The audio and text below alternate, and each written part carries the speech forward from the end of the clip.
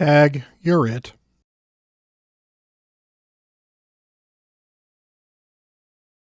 Hello everyone, Bront CatHerder here. We're having some fun talking Raid Shadow Legends, and we are here today to talk about Tag Team Arena. And before you shut off this video, just hear me out a little bit. Tag definitely has got its problems. It's honestly, in my opinion, one of the least rewarding areas of the game, but there's definitely some good stuff in there. There's some stuff in the Bazaar that doesn't suck entirely. There's definitely some quests for getting through Tag Team Arena, especially for getting to gold for Ramontu. And there's some ways you can make tag easier on yourself, even if all you are is a casual player that likes to play, likes to get your dailies done, and dislikes Tag Arena. Let's go over some of these tips on ways you can make tag easier for yourself, build up better teams, and overall just reduce your stress in tag.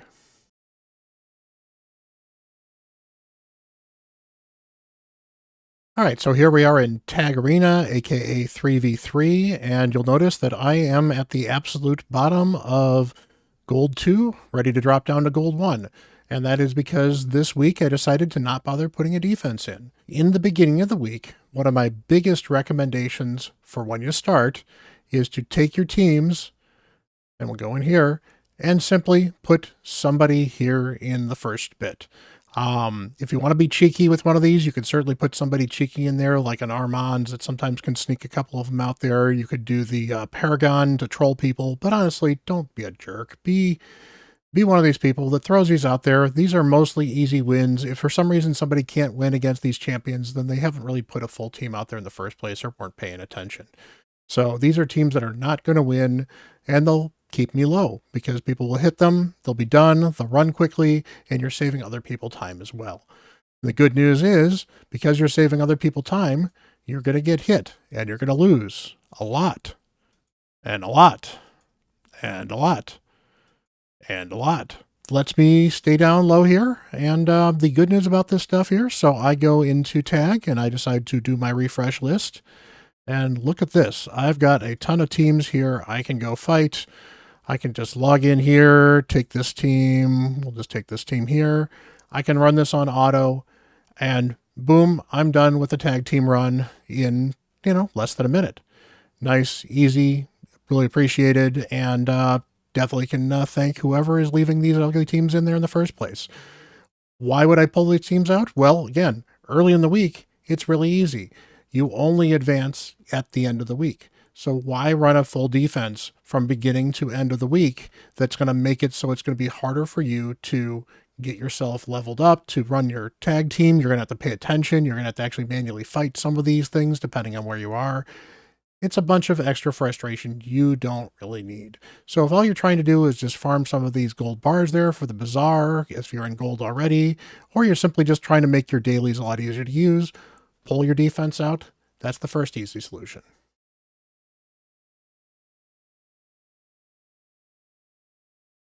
Next easy solution that can make 3v3 easy for you is build a couple of pre-made teams that get you tag team available teams. I've got 3 tag teams here, and they're actually specifically designed. So I've got this one here. This is a all affinity team. So I've got one of each affinity teams in here. This one here is an all faction team. That's all Knights Revs.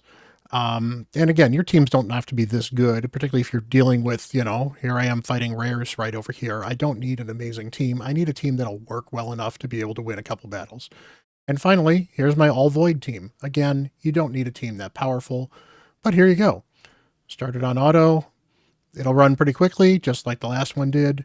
And boom, not only have I done all my farming, but if I happen to have the quest pull up that says run a tag team arena with one of these 3 types of teams, boom, done, easy peasy, didn't have to do anything, didn't have to move anything around, and we're done.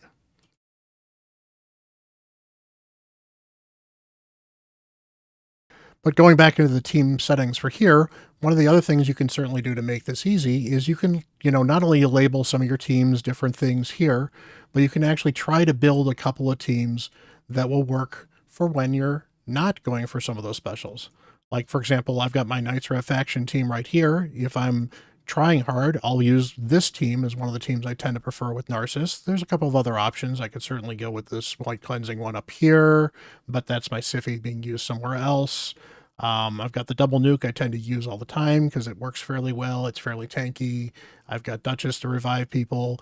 I've actually got two different versions of this team, depending on whether or not I'm going up against a lockout champion. So I will swap Kymars in this one particular. So that's an option.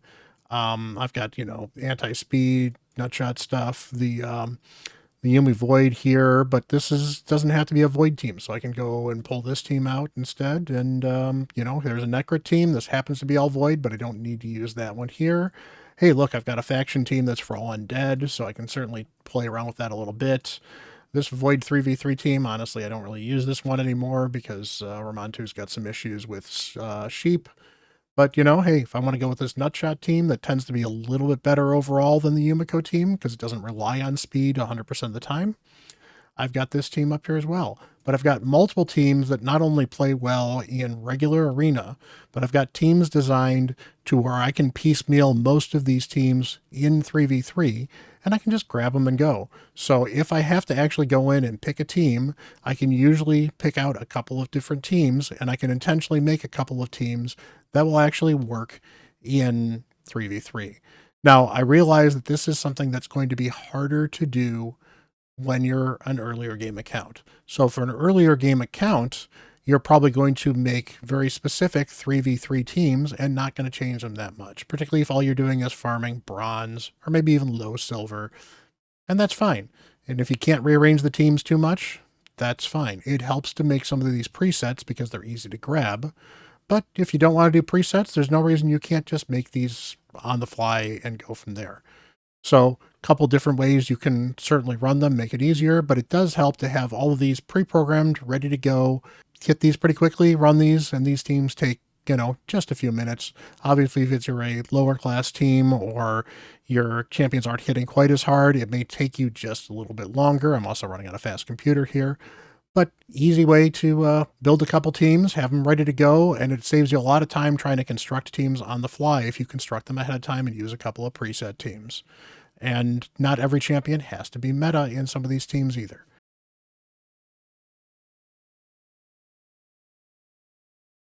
So it's in the middle of the week and you really want to climb up, or maybe you just don't want to stay, you don't want to drop down a bit. So that's when you put in your defense.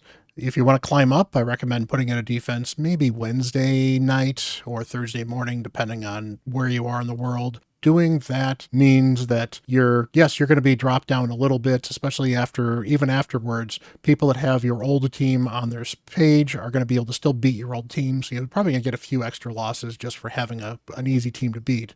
But if you start Wednesday night / Thursday morning, you can roll up and basically start pushing yourself back up. And most of the time, it's you're not going to get hit too hard, especially if you're much lower on the totem pole, because you don't have a lot of people that are looking for full teams. You have people looking for these easy teams to progress up.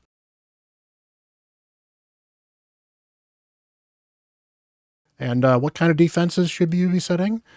Well, you can certainly use your arena offenses as your arena defense, but keep in mind that part of what an arena defense is arena defense is designed to annoy your opponent and prevent them from attacking you in the first place, because you cannot lose a fight that you don't get attacked in. In some ways, if you cause somebody to quit, then you cause somebody to quit. You might want to look for teams that are super tanky, and in some cases you may have a team that is overly tanky, but, maybe you don't have a win condition, but if your win condition is, I'm going to make sure that the other team goes to turn and they lose, it's an option.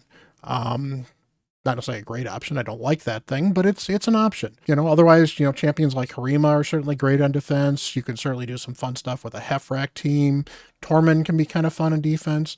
The thing you do have to worry about is that defense teams can be schemed against because the enemy sees you ahead of time and they can change their offense. So you're never going to win every single one of them, and you're not going to win all three fights. But if you can keep yourself from losing all three fights, most of your attacks, and if you can occasionally win two of them, that's great. And again, if you can talk somebody out of attacking you, then you didn't have the opportunity to lose, which for a defense is actually a win.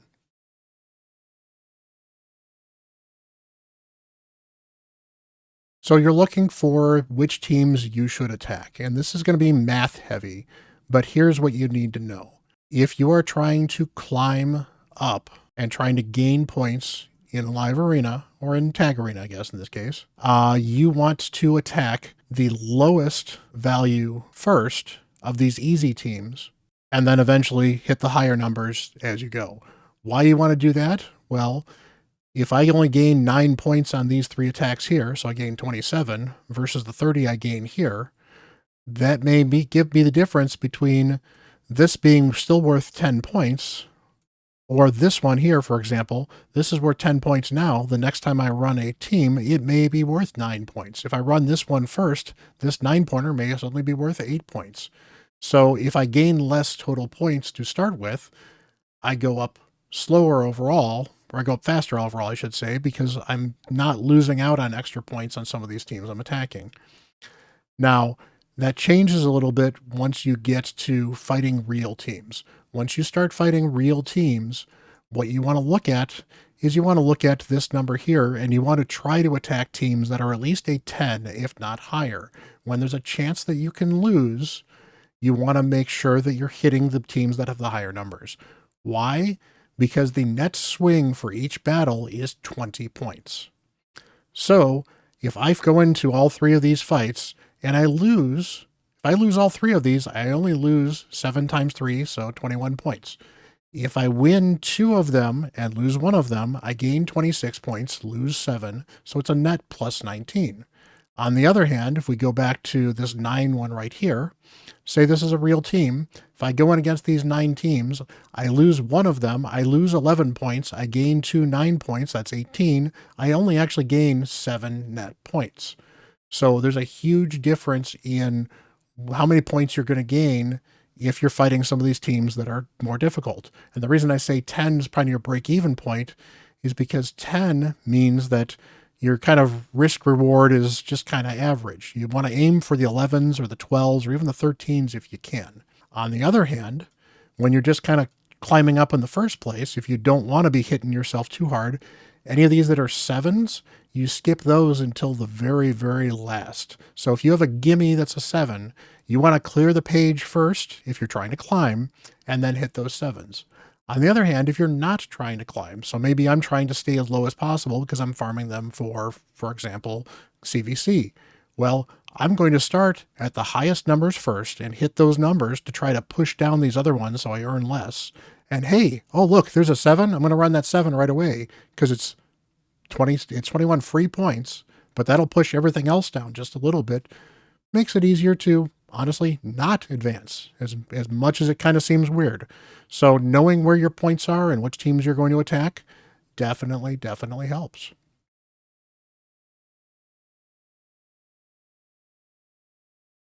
And finally, when you are trying to climb and you are fighting real teams, don't just click in and go, I think my teams are good enough, let's go.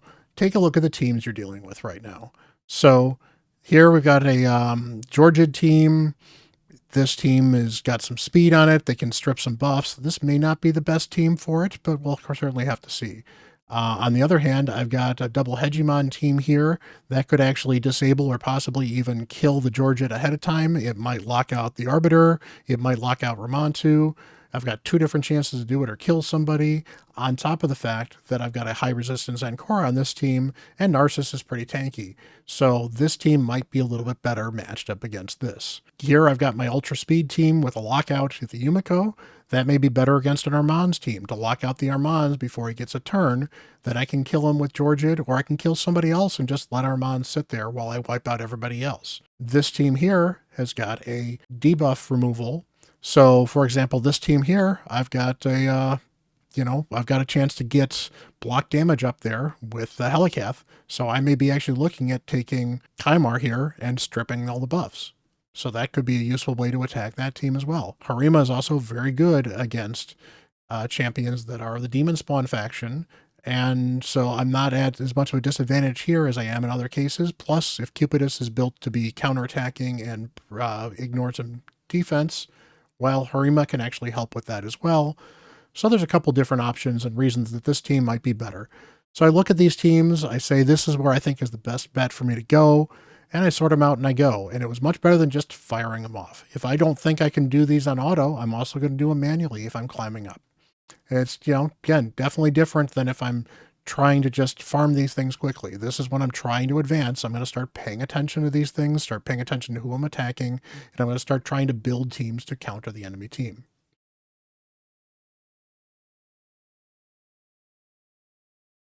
And finally, one of the things I do want to cover here is the Bazaar and Tag. So the Bazaar and Tag has a couple things that are decent and worth buying. The energy, generally pretty nice, worth buying. The ancient shards, super cheap, worth buying. The brews are actually not bad and worth buying, particularly if you are low on brews in the tavern. I haven't bought them lately because I've got over 1,000 brews of every brew in the tavern. I'm not really hurting for them. I really like the substat charms if you need to forge a bunch of stuff. Again, I have a ton of substat charms now, so I've not been buying them. Type charms could be useful as well. That's your chest piece, your gloves, your boots. Those are usually the three that are the most useful. Can be useful if you're short on them. It's only one, but it's not that expensive.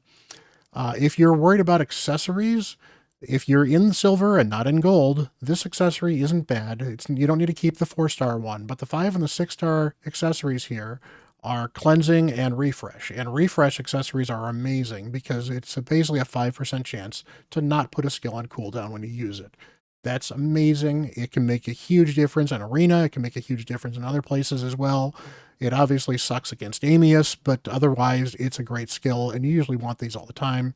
So getting a 5-star or a 6-star can be very useful. The cleansing is less exciting. The cleansing is an 8% chance to cleanse. Yeah, it kind of happens. It's better than nothing, but if you end up getting rid of most of your cleansing gear, you end up getting rid of most of your cleansing gear. There's probably better gear than cleansing at this point in time, but not bad to pick these up. The Void Shard, I think, is way too overpriced. You see, it's actually almost 10 times the price of the Ancient, but only half of what the Sacred Shard is. The Sacred Shards are much more useful overall.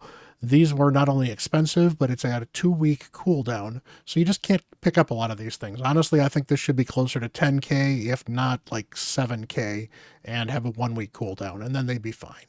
Epic skill tomes, very similarly, not particularly exciting. You could get rare skill tomes here if you're desperate. 13k, not a particularly great value.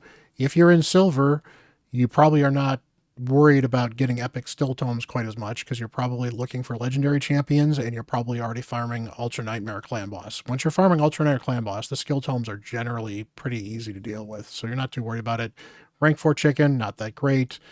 The avatar is a one-time purchase. If you like avatars, you want to collect it, that's fine. I just haven't bothered.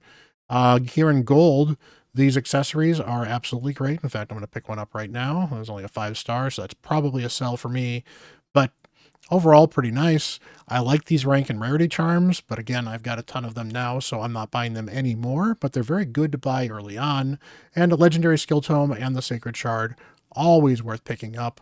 Meanwhile, the 5-star chicken, this is overpriced. I mean, it's better than nothing if you're absolutely desperate, but the fact that I would much rather have a legendary skill tome than a 5-star chicken, and if I'm farming gold 1 or gold 2, I'm not going to be able to get this 5-star chicken along with the legendary tome and the sacred shard on the weekly basis or the monthly basis in these cases, because it does take a little while to build these things up. So that's what's worthwhile in the shop. Missing from the shop, because I've already bought all of them, is I think there's an avatar in bronze. It's fine. I think I bought it because I had to spend some bars at some point in time. Drexstar Blood Twin is absolutely worth buying. He's a legendary champion, and there's nothing wrong with getting an extra legendary champion, but he can be very good for progression in Doom Tower. Basically, he's the answer to a large number of the bosses in Doom Tower. So pick up a Drexstar. If you're struggling to fuse, I think it's Rosin or one of the other champions. Two of the other fusion rares that are the void rares are available in here. They're pretty easy to pick up. They also are good for points for champion chase. Same with Drexstar. So pick those up and you can drop 50 points on a champ chase by pulling them at some point in time. That's the Bazaar. There's some things that are worthwhile. The charm chest could be interesting. Charm chest actually comes with 3 random charms. This is specifically the type charm, which I wish this was a little clearer on, but it's specifically type of artifact charm. This is okay. It's technically a better value than this one type charm if you're going to pick it up. It's not the most exciting thing out there. Again, it depends on how many of those you need.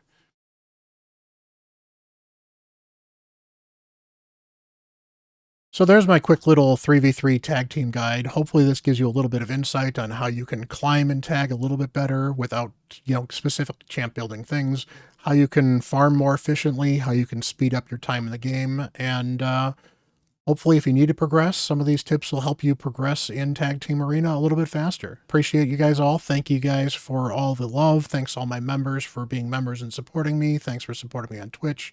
You guys are awesome. So again, until the next video, I'm Bront CatHerder.